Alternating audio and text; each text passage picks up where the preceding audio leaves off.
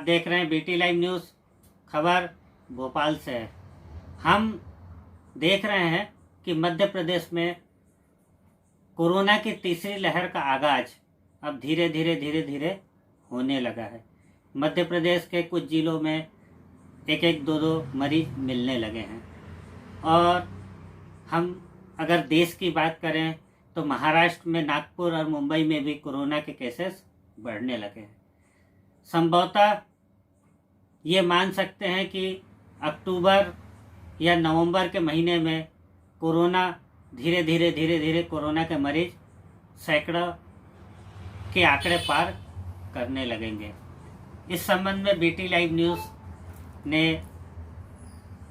भोपाल शहर के कुछ डॉक्टरों से जाना और हमारे दर्शकों को बताया कि इस कोरोना काल में हमें बच्चों के लिए क्या क्या सावधानी रखना चाहिए और प्रशासन और क्या सुविधा करे, और अभी प्रशासन की व्यवस्था कोरोना को लेकर कैसी है। इस संबंध में हमने कुछ डॉक्टरों की राय जाना है।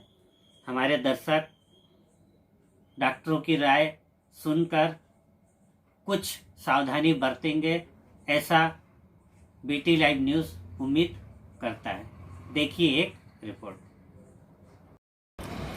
जैसा कि आज का मुद्दा कोरोना का है और हम सब देख रहे हैं कि देश के अंदर कोरोना की तीसरी लहर की शुरुआत हो चुकी है।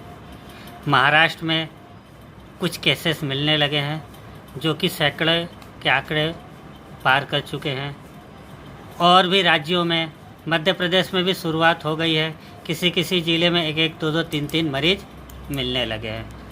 आज हम बैठे हैं भोपाल शहर के प्रसिद्ध चिकित्सक डॉक्टर अरुण कुमार राठौर के चिकित्सालय में।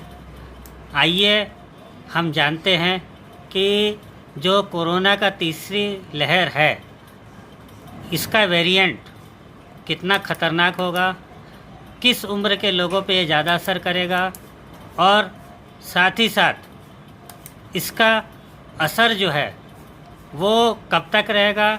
सरकार की तैयारियां तीसरी लहर के हिसाब से पर्याप्त है सरकार को, और क्या क्या इस संबंध में करना चाहिए, हम अपने दर्शकों को बताएंगे। सर, आप ये बताइए कि जैसा कि कोरोना की तीसरी लहर की शुरुआत महाराष्ट्र से हो चुकी है, मध्य प्रदेश में भी किसी ज़िले में 1 2 3 ऐसे केसेस आने लगे। हाँ, आप हमारे दर्शकों को ये बताइए कि कोरोना की तीसरी लहर का असर कितना खतरनाक होगा, या कम होगा या ज़्यादा होगा। कोरोना की जो तीसरी लहर है, तेज बोलिए। कोरोना की जो तीसरी लहर आएगी वो ज़्यादातर बच्चों पे ज़्यादा रहेगी। हर साल जब भी आता वायरस, इस टाइम पे वायरस तो हमेशा आता ही, वायरस की डिसीज फैलती है। इस टाइम पे जो रुक के बारिश होना, धूप आना है, ये होता है, उससे वायरस फैलता ही है। अभी अपन लोग कोरोना से निकले हैं, ठीक है। लगभग एडल्ट में तो लगभग बड़े लोगों सभी कोरोना की चपेट में आ चुके थे। बच्चे थोड़े कम रहे हैं इस टाइम पे। और अब ये थर्ड लेयर आने वाली है, वो अभी डेल्टा लेयर भी बोलते हैं, डेल्टा वेरिएंट उसका आने वाला है। वो बच्चों के लिए सबसे घातक है, बच्चों के लिए सबसे ज़्यादा घातक है। उसमें ज़्यादातर वायरल फीवर बहुत खतरनाक फैलेगा। अब उसमें डिफरेंस करना भी बड़ा मुश्किल हो जाता है, एक कोविड का ही है या प्लेन वायरस है या कोई अदर वायरल डिसीज आ रही है। क्योंकि अभी यूपी में भी आ चुका था वायरल फीवर, यूपी में बहुत अच्छा फैला है, बिहार में बहुत फैला है, अब तो एमपी में भी आ गया अपना। एमपी में बच्चे बहुत ज़्यादा फैले, फीवर बहुत ज़्यादा बच्चों में आता है। और फीवर भी ऐसा आता है कि कम से कम 8-10 दिन चलता है, जल्दी उतरता नहीं फीवर। बच्चों को अगर लगते हैं जल्दी अब 1-2 दिन में कवर हो जाए, बहुत ही कम चलता है। और निमोनिया केस बढ़ने लगे। रही बात कोविड की, कोविड बच्चों में थोड़ा इस टाइम पे ज़्यादा रहेगा। थर्ड लेयर आई बच्चों में ज़्यादा रह रही है। सरकार को थोड़ा बच्चों की तरफ, हॉस्पिटल की तरफ, चाइल्ड जो स्पेशलाइज डॉक्टर है वो, उनके जो बच्चे वाले हॉस्पिटल जितने हैं, चाइल्ड हॉस्पिटल है, उन पर थोड़ा ध्यान ज़्यादा देना चाहिए। और रही बात, थोड़ा सख्ती ज़्यादा ध्यान रखेगा, क्योंकि अब ये त्यौहार का भी सीज़न आने वाला है, दिवाली आएगी अब, और ये सब त्यौहार जितने आने वाले हैं उस पर क्या होगा कि लोग थोड़ा सोशल डिस्टेंसिंग कम रख पाएंगे, मास्क वगैरह कम होगा यूज़ हुआ है, तो इसमें कोविड जल्दी फैलता है।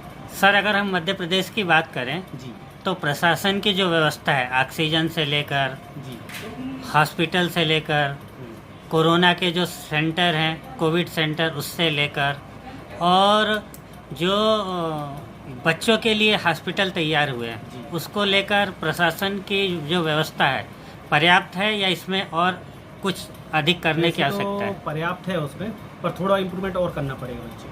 क्योंकि अगर थर्ड लेयर आई तो अचानक बिना बताए आएगी वो, जैसे पिछली बार सेकंड लेयर आई थी, नहीं लग रहा था आएगी आई तो फिर वो अपनी जितनी अपनी प्रिपरेशन थी, तैयारी थी, पूरी की धर धस टाइप की हो गई इस टाइम।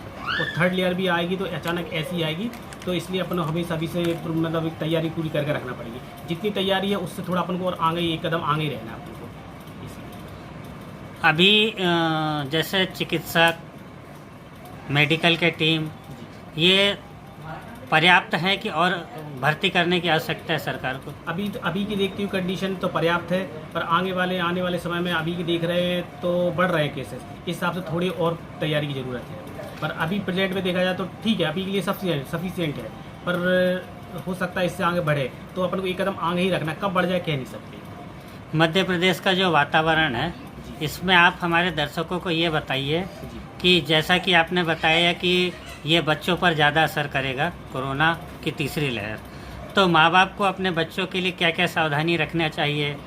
सबसे पहले घर में एक को अगर वायरल होता है पूरे घर में फैलता है, घर में कोई मास्क लगा कर रहता नहीं है, एक से दूसरे फैलते चला जाता है। इसलिए बच्चों को सबसे पहले माँ बाप को ही अपने आप सबको वैक्सीनेटेड होना चाहिए। ज़्यादातर क्या है, माँ बाप वैक्सीनेटेड होंगे तो बच्चों में खतरा कम रहता है। बच्चे तो छोटे छोटे बच्चे वो बाहर कम जाते हैं, कम घूमते, वो माँ बाप बाहर जाते काम कर रहे हैं, आ रहे हैं, उनसे बच्चों में ज़्यादा इन्फेक्टेड कर रहे थे। इसलिए माँ बाप सभी वैक्सीनेटेड रहें, इसलिए बच्चे अपने सेफ रहें उससे।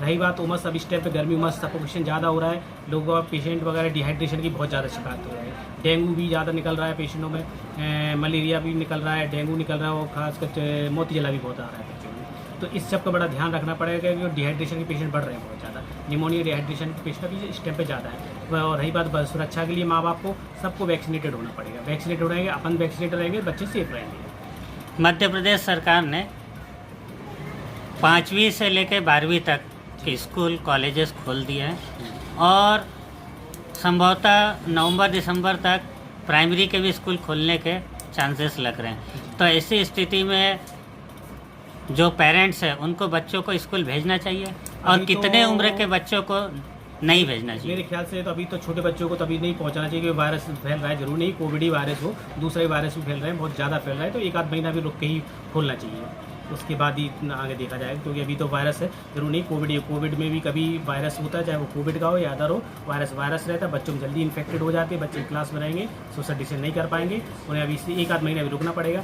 रही बात अक्टूबर नवंबर से आते आते कम हो जाएंगे, फिर उसके बाद ज़्यादातर केस कम भी हो जाएंगे। आपका बहुत बहुत धन्यवाद। आपने हमारे दर्शकों को ये बताया कि कोरोना की तीसरी लहर में बच्चों को और उनके अभिभावकों को क्या क्या सावधानी रखना चाहिए। इसके साथ ही आपने प्रशासन को भी सुझाव दिए हैं कि प्रशासन को और अधिक क्या तैयारी करना चाहिए। धन्यवाद आपका।